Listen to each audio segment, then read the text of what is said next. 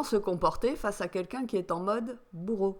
Bienvenue sur la chaîne de la résilience. Aujourd'hui, un petit exercice pratique, un exercice d'entraînement à la résilience. Je réitère mon parti pris ainsi que mes observations. Les 3 grands dossiers racines qui enquiquinent l'humanité sont toujours les mêmes. Il s'agit de celui de la santé, de l'argent et du relationnel, ou de l'amour. Alors aujourd'hui, on va s'intéresser au dossier du relationnel au travers de ce petit exercice d'entraînement. Nous sommes donc en communication avec une personne qui s'est mise en mode bourreau. Notre objectif étant de rester résilient, ou au moins d'en faire l'expérience, et de constater par nous-mêmes que cela fonctionne. Déjà, premièrement, qu'est-ce qui me permet d'affirmer ou de confirmer que cette personne-là est bien sur la défensive, en mode bourreau vis-à-vis de soi? Le mode bourreau, c'est avant tout une histoire de prédation. Je le redis à nouveau, l'ego, c'est une histoire d'instinct et d'animalité. Donc le bourreau se met en priorité en mode prédation lorsqu'il veut rentrer en communication avec quelque chose ou quelqu'un. Il ne va faire l'effort de la communication que dans cet objectif précis. Obtenir quelque chose, prendre quelque chose, se servir, consommer, assouvir ses besoins, ses désirs et ses compulsions. Mais en aucun cas créer un échange équitable. Il n'y a jamais de donnant-donnant dans la communication ou l'interrelation avec un bourreau. Jamais. Et c'est logique, puisque le bourreau égotique est avant tout un prédateur au sens large, bien sûr. Son intérêt premier est toujours de s'imposer, d'être le plus fort, le plus habile, le plus malin, le plus savant, le plus intelligent. Enfin bref, dans sa communication, la première chose qu'il va installer, c'est sa supériorité. Et donc appuyer sur les points d'infériorité de ceux avec qui il rentre en relation. Alors de 2 choses l'une, soit la proie qu'il a choisie sera facile, et dans ce cas il viendra toujours vous contacter pour les mêmes choses et les mêmes raisons, et dans ce cas-là, en dehors de ces allers-retours, il n'y aura aucune autre forme de communication avec cette personne. Soit vous serez une proie un peu plus compliquée, un peu moins fragile, un peu moins naïve. Et dans ce cas-là, le bourreau égotique essaiera de faire de vous son allié subalterne. Quelqu'un comme lui, mais inférieur, qui peut lui rendre des services, afin qu'il obtienne ce qu'il désire, ce qu'il veut, sans trop d'efforts, et surtout sans concurrence. Une personne en mode bourreau n'est pas forcément d'emblée agressive. C'est plus facile à reconnaître, bien sûr, quand c'est une personne directement et ouvertement agressive et autoritaire, mais ce n'est pas toujours le cas. Et c'est pour ça d'ailleurs que l'on se fait souvent avoir. Et c'est aussi de cette façon-là que l'on peut soi-même se repérer en tant que bourreau. Ça n'a rien de très glorieux, je vous l'accorde, mais enfin on le fait tous quelque part et à divers degrés. Et cela aussi, l'observation de soi-même, fait partie de ces exercices d'entraînement à la résilience. Ne plus être ni bourreau, ni victime, ni sauveur, c'est être résilient, par définition. Donc on va surtout pouvoir repérer le bourreau égotique par le fait que la communication ou l'interaction est numéro 1 à sens unique. Il n'y a aucune volonté d'échange, aucune volonté de partage, aucune gratitude. Numéro 2, il y a toujours une volonté de supériorité, de domination de la part du bourreau égotique. Et ce, quel que soit le domaine de sa prédation. Exemple concret cette fois. Un bourreau égotique s'intéresse à vous parce que vous avez la capacité d'écoute. Lui, de son côté, a besoin de toute cette énergie-là qui lui fait défaut. Et oui, quelqu'un qui vous écoute et vous donne son attention, vous donne aussi de l'énergie. Donc pour ce type de bourreau, eh bien vous êtes la proie parfaite. Celui-ci viendra vous solliciter à chaque fois qu'il aura besoin d'énergie. Il ne rentrera en communication avec vous que pour vous raconter sa vie pendant des heures, en boucle, et c'est ainsi qu'il vous prendra votre énergie. Ça, on peut le repérer facilement. Lorsque vous avez affaire à ce type de prédation, déjà la première chose, c'est que vous n'avez pas vraiment envie de répondre à ses sollicitations au bout d'un moment. Et puis la deuxième chose, c'est que vous êtes tout le temps et systématiquement vidé après cet échange qui n'en est pas un. Et puis, si vous avez encore des doutes sur le propos que je viens de tenir, c'est simple. Faites la même chose dans le sens inverse, et vous verrez. Essayez de vous comporter comme cette personne se comporte avec vous. Et comme ça, vous en aurez le cœur net. Déjà d'emblée, vous ne pourrez pas en placer une. Et puis deuxièmement, votre bourreau égotique fera en sorte de couper la communication le plus rapidement possible. Quand il sentira que c'est vous, cette fois-ci, qui essaierez de capter et de s'approprier son énergie. Un autre exemple encore plus concret de prédation de la part d'un bourreau égotique ? Allez, disons que vous bénéficiez d'un physique avantageux, dont vous savez prendre soin. Mais en parallèle, vous manquez un petit peu d'affirmation et de confiance en vous. Bien, vous devenez une super proie pour les consommateurs de libido. Ceux-là ne vont pas chercher à rentrer en communication avec vous pour autre chose. Et n'en soyez ni surpris ni flatté. La personne que vous êtes au fond de vous ne les intéressera jamais. Ces personnes-là prendront ce qu'elles veulent de vous et ne vous donneront rien en échange. Elles ne combleront ni vos manques d'affirmation, ni vos insécurités. Les relations avec les personnes en mode bourreau égotique sont toujours à sens unique. Vous les aidez une fois, ils ne vous aideront jamais. Vous leur offrez ce dont elles ont besoin, elles ne vous renverront jamais l'ascenseur. Vous leur donnez votre admiration, elles ne vous regarderont même pas. Vous vous investissez pour leur faire plaisir, vous n'aurez pas une once de gratitude de leur part. Allez, juste pour la route, un dernier exemple concret qui pourra vous aider aussi à détecter un autre type de comportement de la part du bourreau égotique. Cette fois-ci, vous êtes une personne bourrée de talent, pleine de potentiel. Mais disons que ce qui vous fait défaut pour l'heure, c'est de ne pas vraiment savoir comment vous en servir. Comment utiliser tout ça d'abord pour vous rendre service à vous, et puis pour proposer ce service aux autres. Ne vous inquiétez pas, vos talents ne sont pas perdus. Il y a des prédateurs spécialisés là-dedans. Des personnes en mode bourreau égotique qui sauront parfaitement comment utiliser vos talents et vos capacités. Mais pour leur seul profit à eux, leur seul bénéfice personnel. Ils auront vite fait de repérer en vous la poule aux œufs d'or. Au sens propre comme au sens figuré d'ailleurs. Et que va-t-il se passer pour vous si vous rentrez en relation avec ce type de personnes ? Eh bien vous ferez le constat par vous-même qu'ils s'attribueront vos talents et le fruit de vos talents. Le talent et le potentiel est ce qui leur fait défaut. Et ainsi, si vous reprenez vos billes, ou si vous reprenez tout simplement votre autonomie, vous les verrez complètement changer. Au lieu de vous passer de la pommade dans le dos, ils tomberont le masque et vous montreront toute leur agressivité. Et vous verrez bien à ce moment-là que l'échange était à sens unique. Ces personnes-là ne vous auront jamais aidé en échange de vos talents ou de vos capacités à les exprimer pour votre bénéfice personnel et pour celui du plus grand nombre. Ils pourront même, par esprit de vengeance, salir et discréditer ce que vous faites avec talent. Alors maintenant que l'on a vu, au travers de ces exemples, la façon dont on peut repérer les personnes en mode bourreau égotique, je vais vous proposer des clés magiques pour savoir vous positionner face à eux et ne pas vous faire avoir. Le tout en demeurant résilient, ce qui vous évitera de rentrer dans des conflits, et donc dans des jeux d'ego où tout le monde est perdant. Vous avez donc repéré ce fameux bourreau égotique dans votre relationnel. Qu'il fasse partie de vos collègues, de vos amis, de votre famille, il est repéré. Et ce que vous souhaitez au fond de vous, c'est qu'il vous fiche la paix. Et que cette communication à sens unique cesse. Pour autant, vous n'êtes pas une personne méchante ou malveillante. Vous êtes juste une personne normale.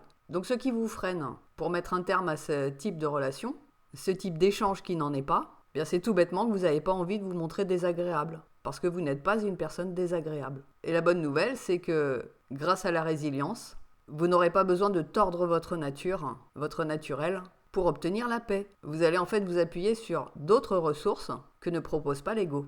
Les seuls véritables efforts que cela va vous demander, c'est d'oser et de vous faire confiance. Et c'est exactement ce qui fait en sorte que vous attiriez des prédateurs, des bourreaux égotiques, parce que vous manquez d'affirmation, d'une part, et de confiance en vous, d'autre part. Lorsque vous aurez remonté le curseur de la confiance en vous et de l'affirmation à un niveau normal, vous ne serez plus du tout un pôle d'attraction pour les prédateurs, et donc pour les bourreaux égotiques. Ça vaut peut-être le coup d'essayer la résilience, non ? Vous pensez pas ? Alors comprenez bien ce qu'est une personne en mode bourreau égotique. Il s'agit d'une personne qui a très bien compris, consciemment ou non d'ailleurs, qu'elle pouvait facilement obtenir ce qu'elle désirait en utilisant l'abus.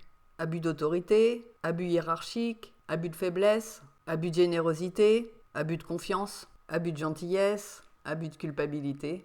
La liste n'est pas exhaustive. En tout état de cause, c'est l'abus qui est utilisé par le bourreau égotique. Et il ne sait pas fonctionner autrement dans son relationnel. Et donc vous allez le priver de votre relationnel jusqu'à temps qu'il change, lui, de comportement. Il faut amener votre bourreau à prendre acte de lui-même qu'il n'obtiendra plus rien de vous de façon gratuite, sans qu'il n'y ait un donnant-donnant. Vous allez poser vos limites et vos conditions à ce relationnel. Et vous verrez que dans la plupart des cas, votre bourreau, votre prédateur, s'en ira de lui-même. Cessera ses convoitises à votre égard, parce qu'il est incapable de donner quoi que ce soit. Ainsi, vous vous en serez débarrassé, sans jamais rentrer dans le conflit. Bon allez, du concret. Mise en situation. Belle-maman vient vous pomper l'air 4, 5, 6 fois par semaine. Vous en avez ras-le-bol. Par politesse, vous avez pris l'habitude de lui répondre, alors que votre mari se carapate vite fait dans le jardin dès que le téléphone sonne. C'est délicat pour vous d'envoyer balader belle-maman, parce que vous n'avez pas envie non plus de rentrer en conflit avec votre époux. C'est logique. Mais cette fois-ci, vous êtes décidé à ce que les choses changent. Et vous en avez ras-le-bol de vous sentir vidé d'énergie et agacé à chaque fois qu'elle vous appelle. Vous avez autre chose à faire de votre temps. Cette fois-ci, vous allez faire appel à vos propres ressources de résilience pour régler ce problème. Vous allez commencer à jouer avec cette situation, à vous en amuser, et donc à ne plus la subir. Par exemple, ce que vous pourriez faire, c'est effectivement décrocher lorsque belle-maman appelle, et lui dire « Ne quittez pas, belle maman, je vais chercher votre fils. Ne quittez pas un instant, je vous le passe. » Et si elle vous rétorque « Ah mais non, non, non, c'est à vous que je veux parler », répondez-lui du tac au tac « Ce ne sera pas possible aujourd'hui, sans vous justifier, mais je suis certaine qu'il sera ravi de discuter avec sa mère. » Et si à ce moment-là, chéri chéri est déjà planqué dans le garage ou dans le jardin, eh bien allez le chercher en lui disant que sa mère veut lui parler, qu'elle a quelque chose d'important à lui dire. Une fois, deux fois, trois fois, vous verrez que les choses et les situations vont changer. On change de situation? C'est votre mère à vous qui vous appelle 4 fois par jour, et vous en avez ras-le-bol. Mais comme c'est votre mère, évidemment c'est délicat de l'envoyer balader. Ça peut se comprendre. Alors cette fois-ci, inventez-vous un scénario à l'avance, puisque vous savez qu'elle va vous appeler. Ah ben ça tombe bien que tu m'appelles parce que j'ai un petit service à te demander. J'aimerais que tu gardes les enfants de telle date à telle date, parce que je vais être indisponible. Ou bien encore, bien ça tombe bien que tu m'appelles parce que je suis un peu ric-rac ce mois-ci, j'ai eu des grosses factures, est-ce que tu pourrais me prêter un peu d'argent?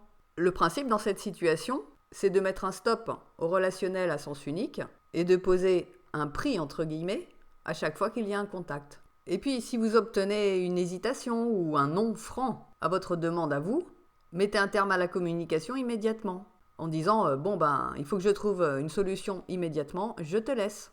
Une fois encore, vous n'aurez pas besoin de rentrer dans un conflit ou d'être désagréable. Laissez la magie de la résilience opérer et à coup sûr vous en serez surpris. Dites-vous bien que les personnes qui sont dans l'abus, dans des comportements d'abus, ont un besoin immense de trouver en face d'eux une autorité juste. Offrez-leur ce dont elles ont besoin et elles deviendront respectueuses à votre égard. Une autre mise en situation, on va sortir du relationnel familial pour aller dans le relationnel professionnel. On accepte bon an mal an les abus dans le milieu professionnel parce que l'enjeu c'est votre salaire, votre carrière ou vos ambitions. Et l'abuseur en question ou les abuseurs en question le savent pertinemment. Là aussi, en utilisant la résilience, il est possible de retourner la situation, et ce sans rentrer dans aucun conflit. Alors, je ne sais pas, par exemple, votre patron vous demande régulièrement de faire des heures supplémentaires. Ça commence par un quart d'heure, une demi-heure, une heure, et non seulement vous ne voyez pas ces heures supplémentaires facturées sur votre fiche de paye, mais en plus, lorsque vous demandez à récupérer ces heures pour convenance personnelle, il se trouve toujours une excuse pour vous dire que c'est impossible. Il sait pertinemment que vous n'allez pas risquer les prud'hommes pour ce genre de choses, donc il continue à abuser. Premièrement, ce n'est pas légal de se comporter comme ça dans un milieu professionnel, et deuxièmement, c'est absolument injuste pour vous de laisser perdurer cette situation. Solution résilience? Rien de plus facile. La prochaine fois que votre supérieur vous demandera de faire des heures supplémentaires, vous allez poser vos conditions. Et le tout dans l'humour, par exemple. Oui, très bien, il n'y a pas de problème, je peux faire même 2 heures supplémentaires si vous le souhaitez. La seule chose que je vous demande en échange, c'est de me raccompagner directement à mon domicile, après. Parce que je n'ai plus de transport. Et si je dois rester passer la nuit au bureau, je devrais aussi vous facturer des heures de nuit. Et passer 20 heures, vous connaissez la loi, c'est double tarif. On va dire maintenant que, à votre travail, on vous sucre systématiquement votre pause déjeuner. Parce que Big Boss et ses collaborateurs ont besoin de quelqu'un pour répondre au téléphone pendant qu'ils vont déjeuner au restaurant. Au début, vous le faisiez de bonne grâce, puisque de toute façon, vous n'avez pas les moyens de vous payer le restaurant tous les midis. Mais à la longue, vous avez bien repéré l'abus, et puis vous avez parfaitement le droit d'utiliser votre pause déjeuner pour faire ce que vous voulez.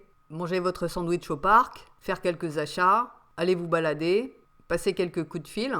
Après tout, ça ne regarde que vous.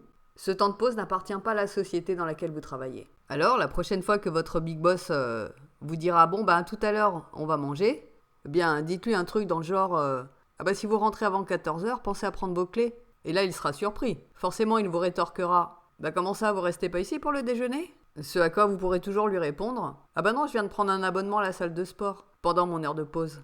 Je ne fais qu'obéir aux recommandations de mon médecin. Là, bien sûr, il peut commencer à s'énerver et s'agacer un petit peu en vous disant mais qui va répondre au téléphone? Ou alors, vous auriez pu me prévenir avant, que je prenne mes dispositions. Enfin, une réflexion dans ce genre. Et si c'est le cas, eh bien, dites-lui que vous êtes tout à fait favorable à la journée continue et qu'il convient de modifier votre contrat de travail. Vous verrez bien. Si vous avez besoin de votre salaire, sachez une chose, c'est que lui a besoin d'un collaborateur. Et l'échange donnant-donnant, il est là. Si l'on recherche un esclave docile et servile, on ne recherche pas de collaborateur. Votre temps, vos compétences, vos talents ont un prix. C'est le principe de l'échange travail contre rémunération. Sinon, ça s'appelle du bénévolat. Et là, c'est vous qui choisissez ce que vous avez envie de donner ou pas. Prenons maintenant l'exemple d'une situation qui peut franchement mal tourner. Vous vous êtes installé dans une situation amoureuse et vous vous apercevez que votre partenaire n'avait pas les mêmes objectifs que vous. Pour dire les choses sans détour, sa motivation première avec vous, c'était de partager le plumard. Ce que vous aviez accepté de bonne grâce en début de relation, bien évidemment. Sauf que chemin faisant, les exigences de votre partenaire se sont amplifiées. Il ou elle considère les jeux d'alcôve comme un acquis. Le fait que vous soyez disponible et d'accord, ça ne l'intéresse plus. Et puis vous êtes rendu compte aussi à la longue que votre partenaire appréciait énormément que ce soit vous qui vous occupiez de l'intendance de la maison, pendant que lui ou elle s'adonnait à ses loisirs. Et puis qu'il était devenu aussi une normalité que vous vous occupiez de la cuisine, de faire tourner les machines, éventuellement de vous occuper des devoirs des enfants, pendant que lui ou elle se reposait de sa dure journée de travail devant une série Netflix ou en allant prendre l'apéro vite fait avec les potes au café du coin. Au fil des mois et des années, cette situation vous est devenue insupportable. Et c'est normal. Vous avez envie que les choses changent, que chacun fasse sa part des tâches courantes, et surtout que votre autre vous respecte. Mais en même temps, vous avez peur d'aller au clash et de vous retrouver tout seul. Ce que votre partenaire a parfaitement compris. Et c'est bien parce qu'il ou elle a capté le truc qu'il ou elle est rentré dans les comportements d'abus. Ces mêmes comportements d'abus qui peuvent après vous faire glisser dans des comportements de violence et de pression psychologique. Et il vaut mieux réagir avant que ça n'arrive. Ce genre de situation que nombre d'entre nous avons traversé ou traversons n'est en rien acceptable. En aucun cas une normalité. Et certainement pas non plus une relation basée sur l'amour et le respect mutuel. Votre partenaire abusif ou abusive a besoin d'une bonne leçon. A besoin de se confronter à vos limites. Une fois de plus, ne vous privez pas d'user de la résilience. Dédramatisez votre situation et voyez-la plutôt dans un esprit théâtral. Bon, bien sûr, si la violence s'est déjà installée, n'attendez pas une seconde, partez. Ou si c'est possible, mettez votre partenaire dehors. Sans état d'âme. Dans ce cas-là, et uniquement dans ce cas-là, la réaction égotique est légitime. Ne risquez pas votre peau pour quelqu'un qui est malade. Bien, mais dans mon exemple, on n'en est pas là. On a envie d'utiliser la résilience pour essayer de voir si le couple peut tenir et peut en venir à une normalité de fonctionnement. Ou bien si c'est irrémédiablement impossible. De toute façon, on ne peut pas avancer main dans la main si les objectifs sont divergents. Alors sans entrer ouvertement dans le conflit, parce que ce n'est pas ce que l'on cherche et ce que l'on désire, comment va-t-on s'y prendre ? Bien, on peut décider de s'amuser au sabotage si on veut. Et si l'on a l'esprit du jeu. On va commencer à faire cramer le dîner. Oups ! On va commencer à mettre des trucs qui déteignent en rouge dans la machine de blanc. Oups ! Pour une femme, on va pouvoir décréter une allergie subite à la crème dépilatoire. Oups ! On va inviter ses propres amis à l'apéritif le soir, juste pendant l'horaire de la série Netflix. Oups ! Et puisqu'on est pris pour une potiche, eh bien on va jouer la potiche jusqu'au bout, en forçant bien comme il faut le trait. Oups ! On va prendre l'initiative d'organiser des week-ends rando, bivouac et chamallow avec les enfants. Les enfants vont adorer ça. Le partenaire ou la partenaire, oups ! Donc forcément, à un moment donné, ça va réagir en face. Et c'est ce qu'on veut. Que l'initiative du dialogue et de la remise en question vienne de l'autre. Et quelque part, on s'en fiche si ça prend du temps à venir, puisqu'on s'amuse. Chacun son tour après tout. La résilience prend la vie comme un jeu. Pas comme un drame et surtout pas comme une tannée. La meilleure réponse résiliente face à quelqu'un qui vous empoisonne la vie, bien c'est de vivre 2 fois plus. De vous autoriser à vous amuser 2 fois plus. Et si définitivement en face, ça décroche pas, eh bien c'est que cette personne ne vous mérite pas.